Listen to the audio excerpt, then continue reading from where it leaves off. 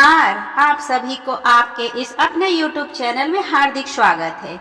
इस वीडियो में जानेंगे धन्वंतरी देव की कहानी। साथ ही जानेंगे धन्वंतरी देव कैसे बने देवता, क्या है इनकी पूरी कहानी, धनतेरस से क्या है इनका पूरा नाता।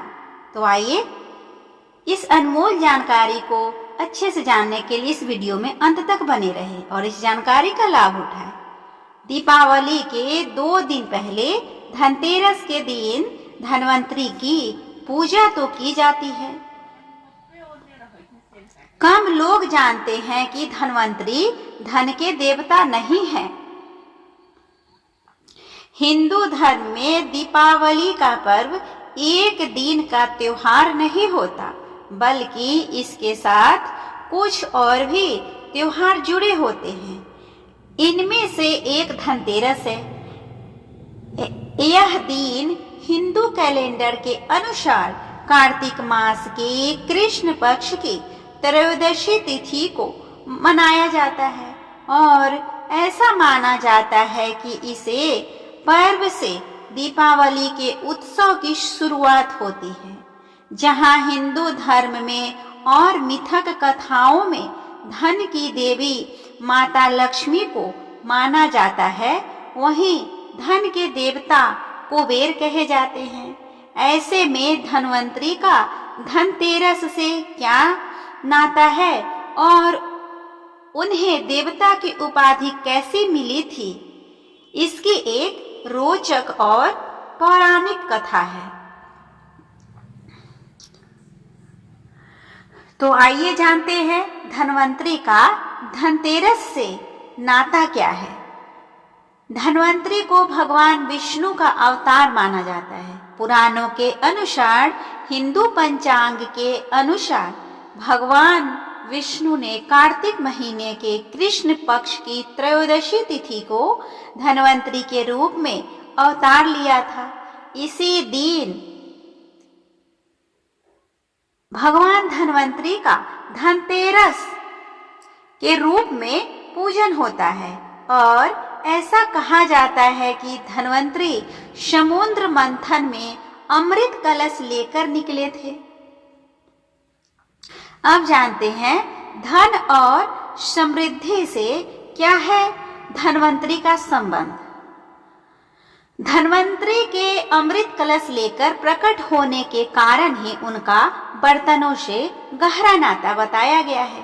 इसीलिए धनतेरस पर बर्तन, विशेष तौर पर कलश खरीदना शुभ माना जाता है। यहाँ तक कि उनका अमृत कलश एक तरह से समृद्धि का प्रतीक है और धनतेरस के दिन सोने चांदी की वस्तुएं खरीदना भी अति शुभ माना गया है।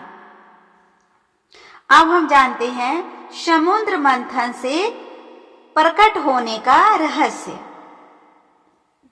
धन्वंतरी की कथा केवल समुद्र मंथन में से प्रकट होने तक ही सीमित नहीं है।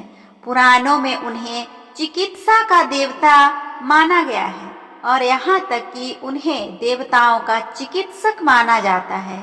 कहा जाता है कि धन्वंतरी के 2 जन्मों का उल्लेख है। उनका सबसे पहले जन्म तो समुद्र मंथन से हुआ और वे भगवान विष्णु के प्रथम अंश माने जाते हैं।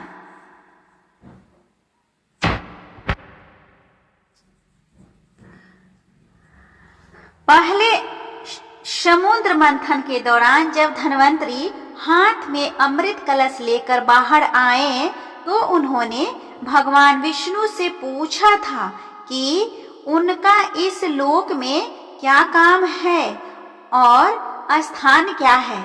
इस पर भगवान विष्णु ने बताया कि कभी उन्हें धन्वंतरी प्रथम के नाम से जाना जाएगा। धन्वंतरी के आने से पहले ही यज्ञ का भाग तो देवताओं में बढ़ चुका था। ऐसे में देवताओं के बाद उत्पन्न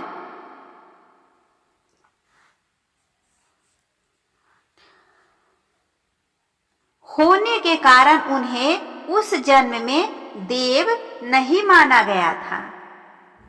भगवान विष्णु ने कहा था कि उनका अगला जन्म द्वापर में होगा, जहां धन्वंतरी द्वितीय के नाम से जाने जाएंगे और उसी जन्म में उन्हें सभी सिद्धियां प्राप्त होंगी और तब वे देवता हो जाएंगे।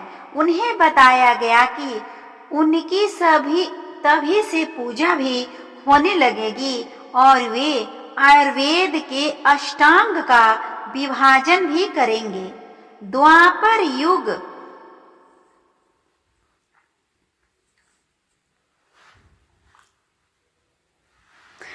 युग में जब काशी का राजा धन्व ने पुत्र प्राप्ति के लिए कठोर तप किया, तब शिवजी ने उन्हें प्रसन्न होकर धन्वंतरी को उन्हें पुत्र के रूप में प्रदान किया।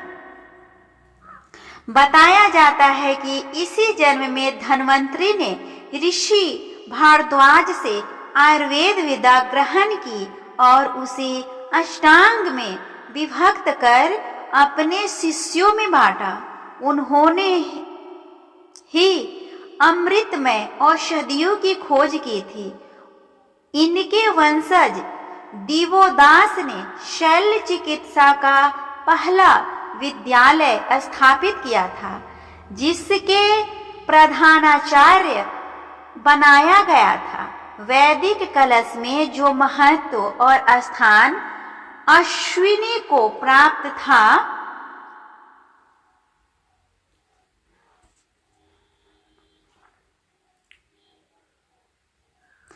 वही पौराणिक काल में धन्वंतरी को प्राप्त हुआ। जहां अश्विनी के हाथ में मधु कलश था, वहां धन्वंतरी को अमृत कलश मिला।